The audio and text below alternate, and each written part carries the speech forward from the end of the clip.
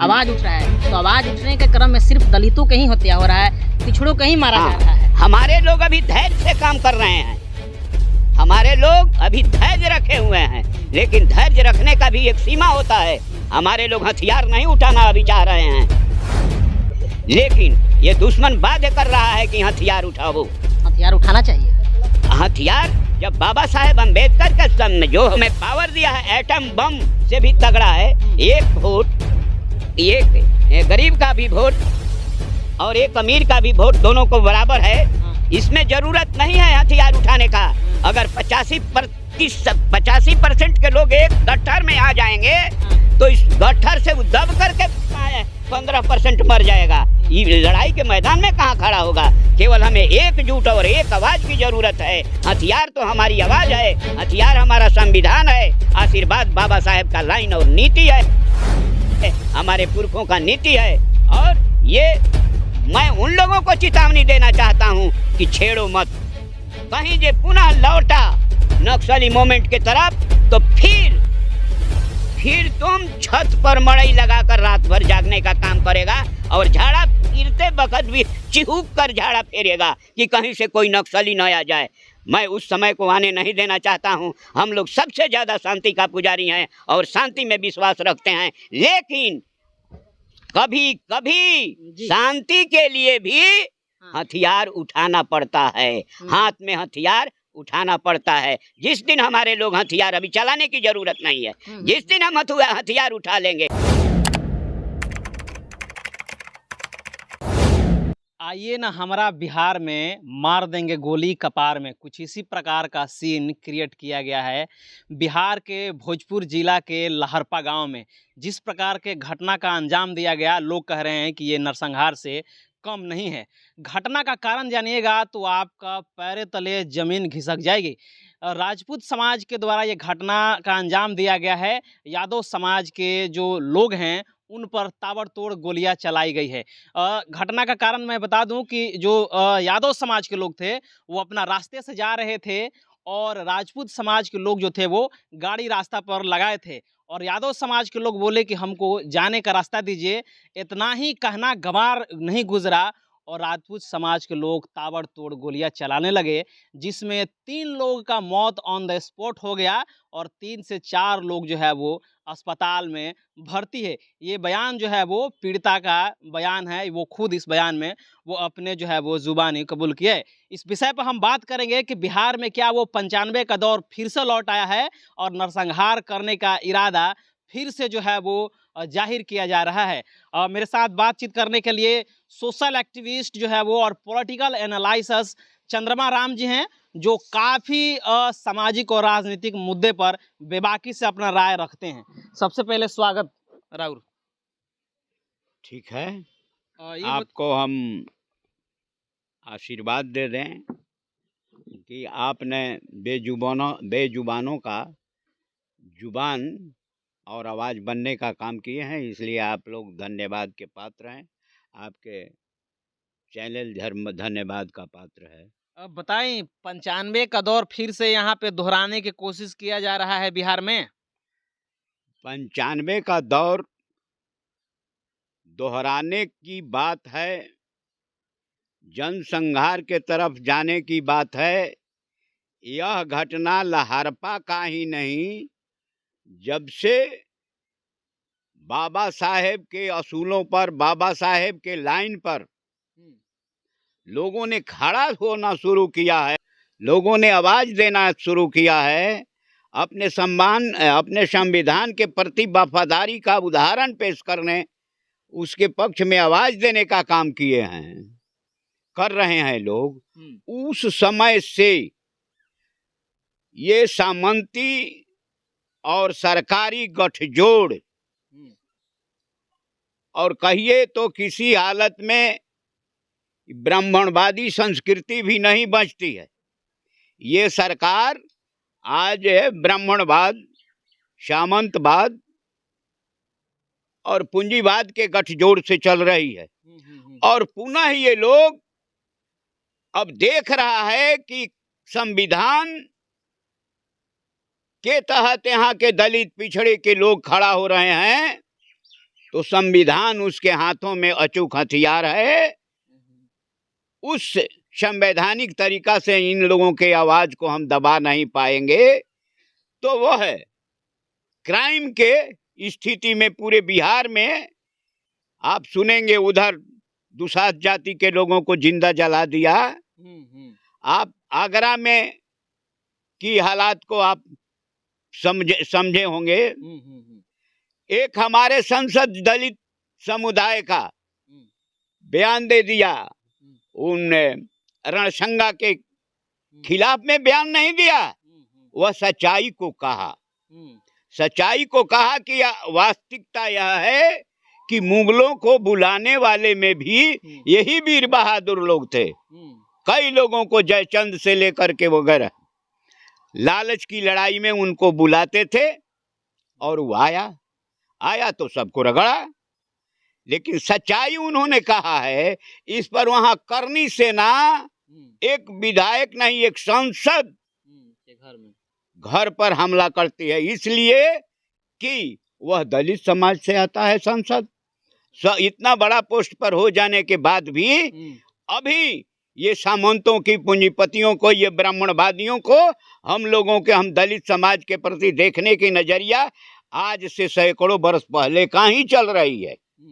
और जब से भाजपा सरकार आई है, ये नीतीश सरकार आया है, तो इन लोगों को विभाग बढ़ावा दे रहा है कि ये हमला करो, अब संवैधानिक तरीका से नहीं और छुपे रुस्तम बैक साइड से, अगल बगल से पैरवी करके, जैसे हो सरकार ये आतताइयों को, हत्यारों को रक्षा कर रही है।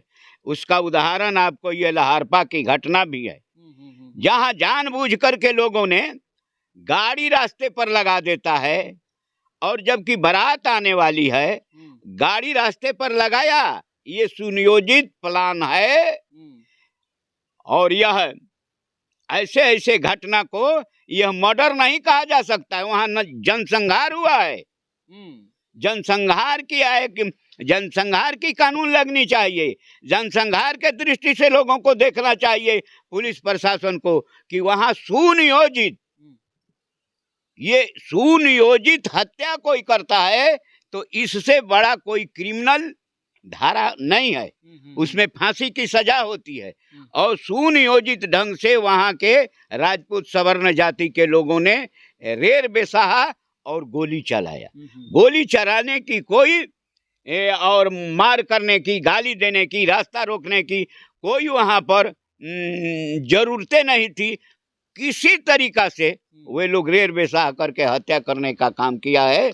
यह घोर निंदा का पात्र है। और सबसे यहाँ की जो ये दो इंजन की सरकार है, नीतीश की सरकार, डबल इंजन की सरकार, ये नीतीश तो खुला सामंत और पूंजीपतियों को कठफोला बंदर जैसे मदारी नचाता है। ये नाच रहा है और ये अभी सत्यानाश के तरफ ले जा रहा है।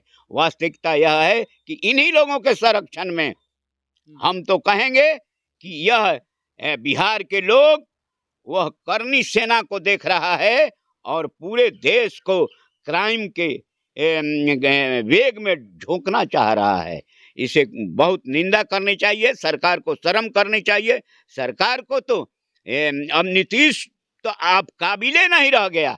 पक्ष विपक्ष उनके लोग भी कह रहे हैं कि जब दिमागे नहीं काम कर रहा है तो काहे को गद्दी पर बैठा है। अपना बेटवा को बैठा दो, अपना रिश्तेदार को बैठा दो, अपना संगतिया को बैठा दो, किसी को बैठा दो, भजपइये को बैठा दो ना, तब जनता के साथ उसकी अच्छा संवाद होगी। बीच में दीवार बन करके ये भाजपा के मनुवादियों की रक्षा कर रहा है नीतीश। अच्छा चंद्रमा राम जी, आप तो सोशल एक्टिविस्ट हैं। कोई रास्ता जो होता है वो तो सार्वजनिक रूप से होता है, सब लोगों के लिए होता है। फिर रास्ता पर गाड़ी खड़ा करना और कहना कि हम नहीं जाने देंगे, वो कह रहा है कि हम हटाइए नहीं तो गोली मार देंगे, और कहना और उसी वक्त गोली धाएं धाएं मार देना, तो क्या लग रहा है कि रास्ता एक बहाना था बल्कि नरसंहार करना इशारा था? मैंने कह चुका है कि ये टोटल सुनियोजित काम है। और ये वो इलेक्शन में हारा हुआ है मुखिया, उसी समय से इलेक्शन का रिएक्शन है। और वह ताक जो रहा था कि कम हम क्या करें, उसी समय से कुछ ऐसी है पक्षपाती हालांकि जीता है कोई बैकवर्ड समाज के लोग नहीं, भूमिहार जाति के शायद जीता है वहां पर, और ये हारा हुआ है, ये डब्लू सिंह हारा हुआ है। तो ये उसी की है, ये इलेक्शन का ही रिएक्शन है और सुनियोजित कार्यक्रम है, प्री प्लानिंग है, रेर बेसाहने के लिए ही गाड़ी वहां लगाई गई थी।